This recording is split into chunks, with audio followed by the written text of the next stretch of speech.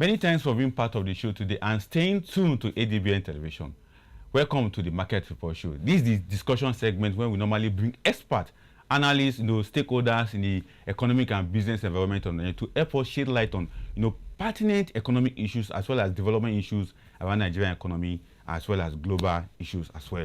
Now, I have Dr. Emeka Ejikonye right now in the studio who will be helping us to understand fiscal discipline, what it's all about, and what it entails. Doctor, you're highly welcome, sir. Thank you very much.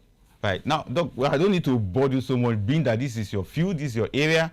Can you take us to what fiscal discipline is all about? Okay. I guess the best place to start from is from the word itself. Let's clarify the word. Exactly. Fiscal. F-I-S-C-A-L. Exactly. Right? What does it mean? Management of aggregate government demand for revenue and expenditure. Right? Exactly. So it has to do with the management of the speaking within the framework of governance, management of the financial resources of government as distinct from the public policy elements of governance. Then discipline, of course, means doing things the right way, getting something to be done the way it's supposed to be done, right?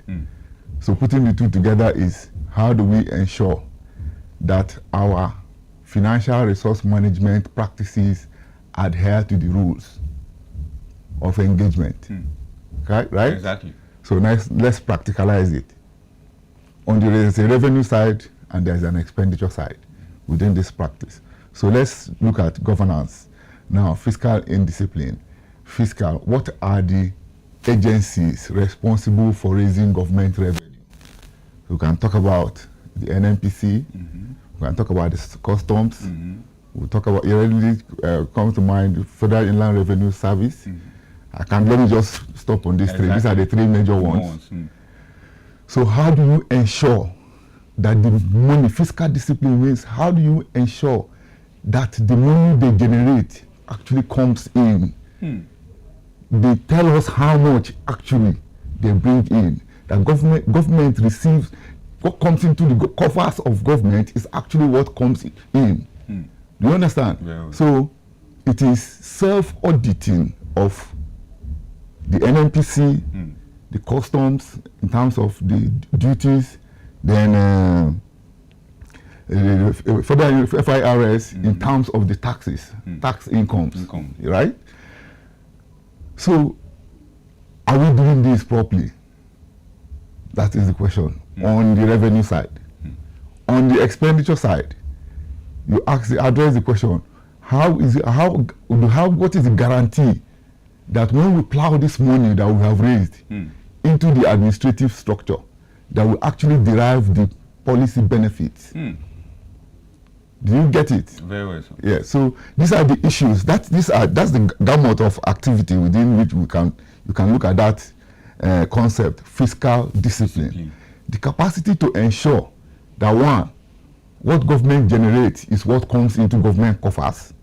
Two, that when you plow this amount of money into the administrative framework, you actually achieve the purpose for spending that money.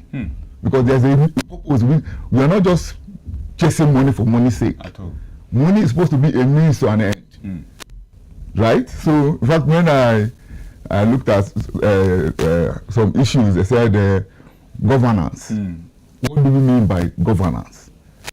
The activity process through which government uses the resources of a citizen in delivering services for improving the quality of livelihood of that citizenry. So, whatever fiscal policy you have must be geared towards improving the primary purpose of governance, improving the quality of livelihood of your citizenry. Right? Yes. So these are the issues. To what extent, as a country in Nigeria, have we been able to meet up this target? I think that's the problem we're having. I think that will take me to my next question, because we have had issues in our economic governance, and as you rightly pointed out, it all boils down to when government is looking for money, and they are not looking for money for any other thing. They're looking for money for the sole purpose of governance. Yes. Now, in the issue of our governance, economic governance, how have we lagged behind? Why do you think we lag behind in ensuring that all these processes work for the Nigerian people? Straightforward answer is that this fiscal policy of government is not linked to the public policy element of governance. If you're pursuing money, there's a reason why you're pursuing that money. I want to buy, what example can I say? An example that could come into mind. I want to buy a phone. There's a reason why I want to buy a phone. I need communication. Exactly. So it is communication that drives my search for money to buy the phone. So I'm not just searching for money's sake. I'm searching for money to get enough money to be able to buy a phone. Right? So is that the question we're asking in governance in Nigeria? Or are we just pursuing money for money's sake? Like we use the term now, economic governance. I became confused because I don't understand what you mean by economic governance. I'll break it down.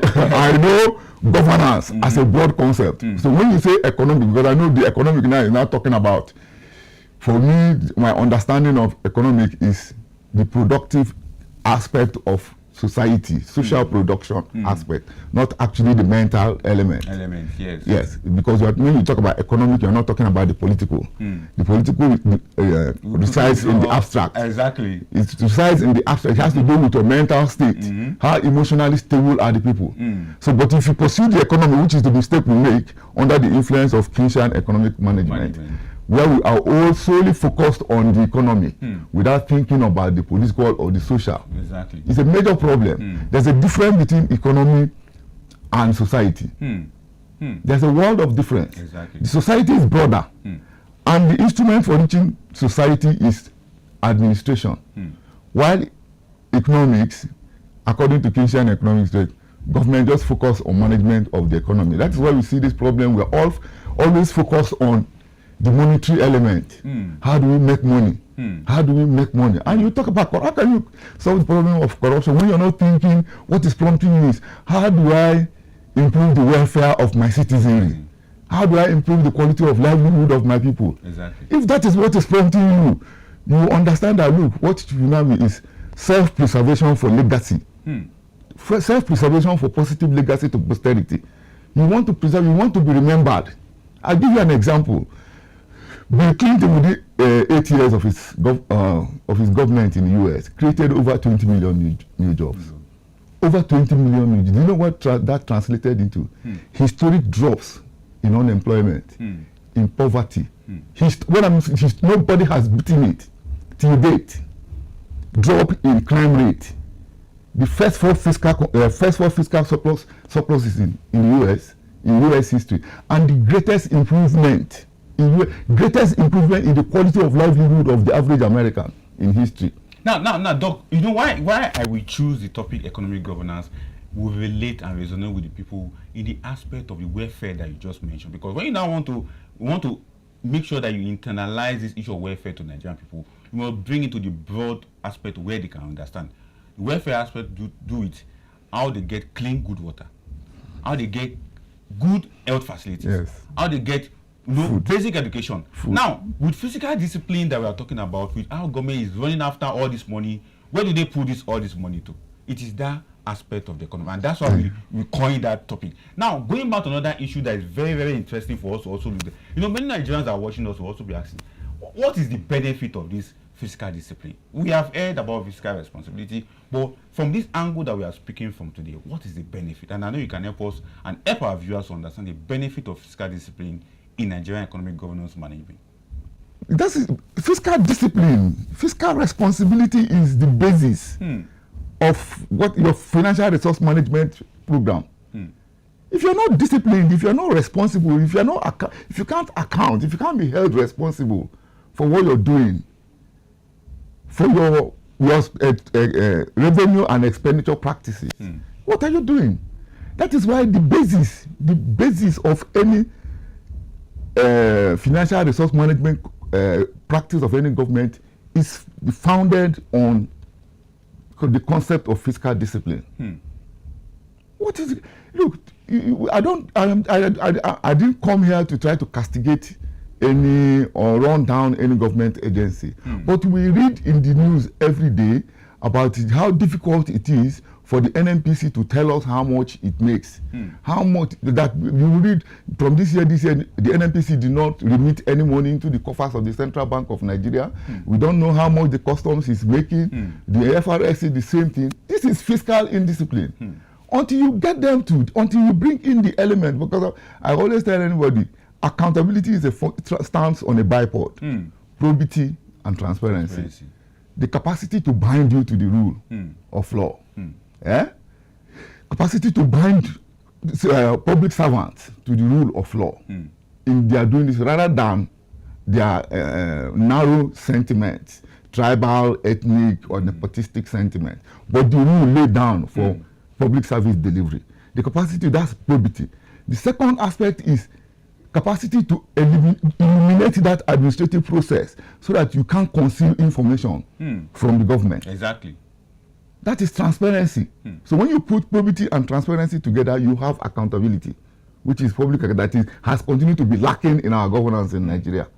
Until we put these two, bring them together, and actually have the political will. Unfortunately, I don't know, it's sad. In fact, I keep on praying and appealing to our president.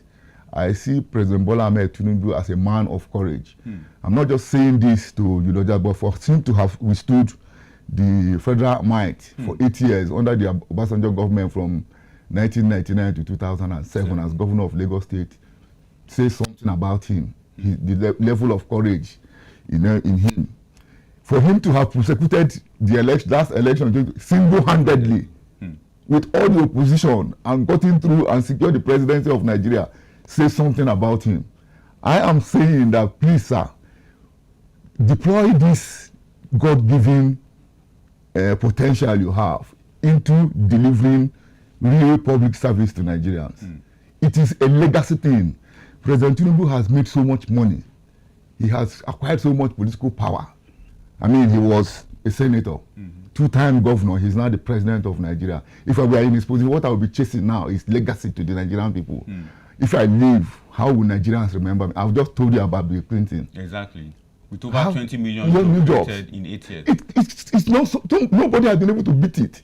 History in the next 1,000 years will continue to talk about Bill Clinton. I think somebody that went close to that in the US was Joe Biden, that just handed over to Trump. He made just 6 million jobs for the United States of America. It was done in 4 years. People are assimilating. Maybe if he had spent another 4 years, he would have doubled it to 12. But let's leave that aside. Let's also focus on the aspect of using fiscal discipline to tackle some aspect of Nigerian economy, particularly tax administration. I know that aspect is very, very also sacrosanct to Nigerian economy, because that is where they get the money from. You may mention that issue around, we don't know what NNPC is making. We don't know how Nigerian customs, what they are even declaring, what they declare is what we take. Federal inland revenue, the same thing. We are not even looking at the subnational government, what those ones are doing. But how can we use this and practicalize this? And just like you have encouraged and appealed to the president, to agencies of government and people who are manning some of these agencies, what should we be, their forefront in getting fiscal discipline carried out at their levels? Straight to the point, I would say we must approach an agency like the Fiscal Responsibility Commission, the EFCC, all those agencies, find a way to rationalize them to become instruments of administrative performance auditing. Auditing the performance, so they become intelligence officers in the arm of the president, no other person. Such that the chief executive of the Federal Fiscal Responsibility Commission becomes an official that reports directly to the president, no buffer. On a weekly day, in fact, or maybe on a daily basis, he reports to the president what they are doing. Then the staff under him will become the people that will pinpoint points in the NNPC, in the customs, as per the revenue side, in the where the revenue, at what point does NNPC actually sell oil crude out? That point where they dole the crude out is where you can quantify the amount of barrels. Somebody has to be able to go there, be able to do and pinpoint how much actually how many barrels that go out. And it is an agency that requires what I call performance audit, administrative performance audit. What we do in Nigeria is administrative finance auditing. We actually only check financial records. But I'm talking about the conduct of public officials now. Officials in the NNPC, to what extent are you telling us how much? If you leave NNPC, they will continue to conceal information from you. So there's a need for deliberate effort to use an agency like the Fiscal Responsibility Commission, to use its staff to go into the NNPC at the point, right down by law, so that when they get there, the GMD of NNPC cannot stop them. You will know that they are going there by law, that the president is in the know that these guys are here, and that they are capturing information for the use of the president. They go in there at the point of doling out the crude and secure information. There's too much technology now that can help them, which they can deploy at that point and secure this information. The same thing for customs, the same thing for FIRS. You understand? Over 56 government-owned enterprises that revenue generated. Are those ones listed under FRC Schedule Act of 2007? Although we know that there was going to be a review of that act, but we are hoping that some of the suggestions you have made will help us to galvanize that. Now, taking a look at this fiscal discipline in Nigeria, or fiscal responsibility, there is no way we will not point out there are challenges. And I know someone like you have been at that corridor of fiscal discipline, fiscal responsibility, looking at transparency and accountability in Nigerian public sector. What are the challenges of this particular element in our economy? Because there's no way we will not say there is no challenge, but there are. So what are those challenges so that we can also find solutions to some of those challenges as identified? The basic challenge, my brothers have always said, is that disconnect between our our fiscal practice and the public policy practice. Public policy making. In the process of developing and executing public policy, right? How have you linked it to your monetary, this financial? I want to do, because there's something that confuses me again with you economics. For me, I do not understand the difference between fiscal policy and what you call monetary policy. For me, yes, fiscal policy is a function of managing the financial resources of government, and under it comes what you call money. In fact, it is money. Finance is money. But when you talk about monetary policy, I believe that what the economist is talking about is how the central bank regulates the banking sectors. How they regulate money that flow and the rest. Simple, which you now call as if it's a different thing, but it's something that should be subsumed under the fiscal policy of government. For me, personally, I don't know how people interpret these things. So that's what I'm saying. There must be linkage. You must understand. Like I tell you, and I give you an example, like budgeting, which is my core area. Exactly. We'll get to that soon. Yes, I must have to tell you so that to address this your question. Budgeting is a whole gamut of activity.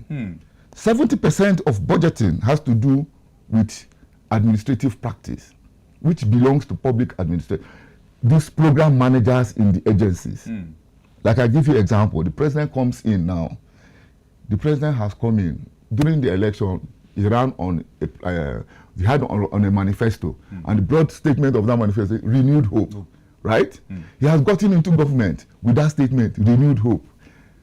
What budgeting will do what is the instrument of trying to renew the hope of Nigerians? Because it's not the hope of Tinubu we are trying to renew.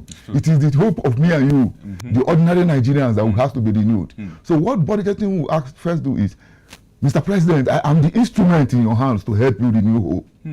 So what budgeting will do for him is, first, budgeting will throw that concept, that broad vision statement, into the civil service, through the minister, through the permanent secretary, the directors, to the field level. There's always a field level in the organizational structure of every agency. So in the Ministry of Education, for example, you have the director of tertiary under the permanent secretary. But at the field level, you have the HOD of a university department with his lecturers. They are the ones that interact directly with the students. They are the ones that know the problem of the Ministry of Education at that level. So it is them that should conceive the policy. Yes, for Ministry of Education. Are you getting it? For in the same Ministry of Education, you have another director, I think they call for unity schools.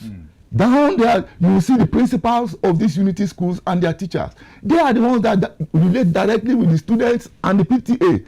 parent-teacher association. They know the problems the parents are facing. They are the ones that encounter the problem of the student. They are the ones that can capture the program. Because there's a saying that the man nearest to a problem is the one in the best position to providing solution for resolving it. They are the ones that can, conceive public policy at this level, and then it is now graduated, escalated up that same hierarchy of the public service or the civil service or the bureaucracy, whatever term you want to use, up. So the HOD sits after having built up this public policy on the program, public policy program, along with the human and material resources that is required to actualize it. He will now sit, all the HODs will now sit with the dean. You know, the HODs are under a dean. The faculty. Yes, the faculty. They will now sit with the dean and articulate all these things, and then not eliminate, but rank them in a priority to say, what we are pursuing is the renewed hope agenda of Mr. President. So which one of these programs relates more? They will now rank them according to the terms of relationship by this. It is now basically half-page executive summaries of each. After that, the dean will carry this priority table, priority list before the vice chancellor. And do the same thing. The vice chancellors will go before the director of tertiary, do the same thing. It is when it gets to the office of the minister, you now compile these executive summaries. That becomes the budget.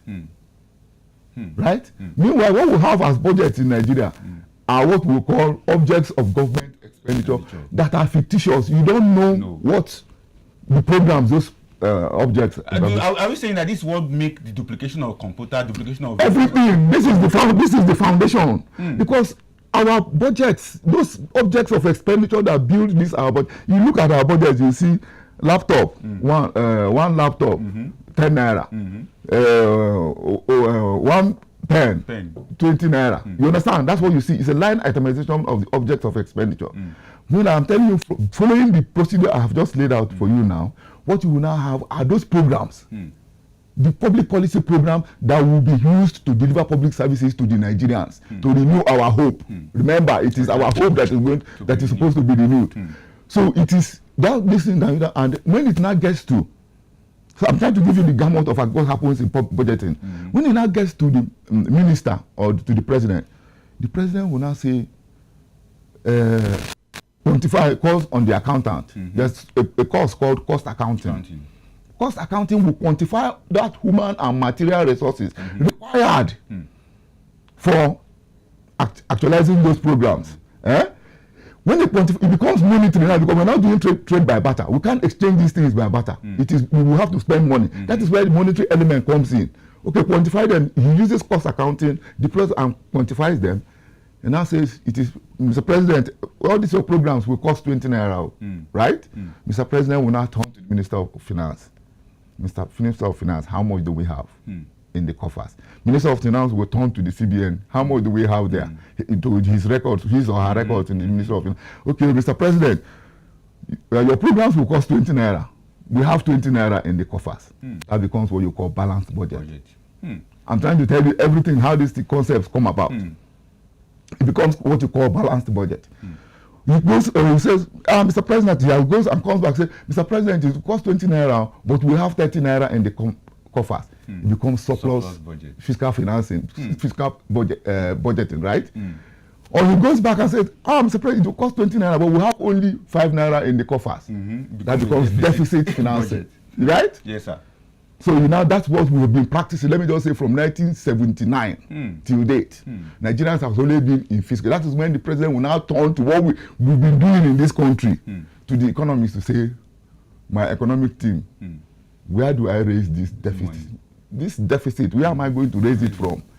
It is now the expertise of the economists to say, Mr. President, you can raise this percentage from taxation, you can raise this percentage through borrowing.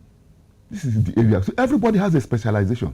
When you have now done, when the economist has done this, and the president has been able to, everything is subject to political directed by the president, who is the only elected chief executive governor, chief executive officer, and chief policy maker of governance.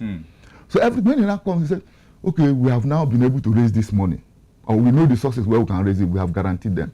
Now implementation, which also is lacking in Nigeria, will now proceed, which is where you now start mobilizing. But you know you are no longer mobilizing money because you have been the economists have told you where, and you have been able to raise the money. What you are now mobilizing is those programs, public policy programs, and the human and material resources to achieve them. That's what you will now be mobilizing and deploying.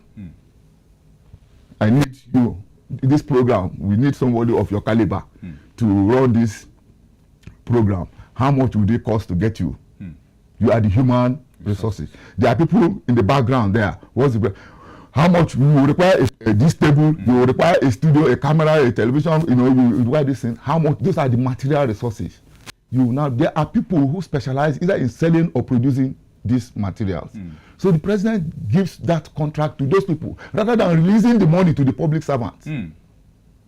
This is how you grow your private sector. Because every aspect of governance, all the ministries, the fields of the bureaucratic operation, all of them have sorry, I really need to drink water. All of them have an industrial complex. There's an agricultural industrial complex that services the Ministry of Agriculture. There's an aviation industrial complex that services the Ministry of Aviation in terms of whether production of the planes, whatever they use in the control tower, everything. There's a military industrial complex that produces everything you require in the military. You should understand. Yes. These are the issues. You send this. The president says, okay, bid for these resources. They will bid for it. The contract is given, the best man is now to produce it and supplies to the logistics department or stores of these agencies. The agencies will not. So you don't give a kobo. Right. I'm trying to tell you how to beat down corruption. These are very insightful aspects of what you have been able to let us understand in terms of this aspect of the budget, particularly in the area of how government can manage the budget through fiscal discipline.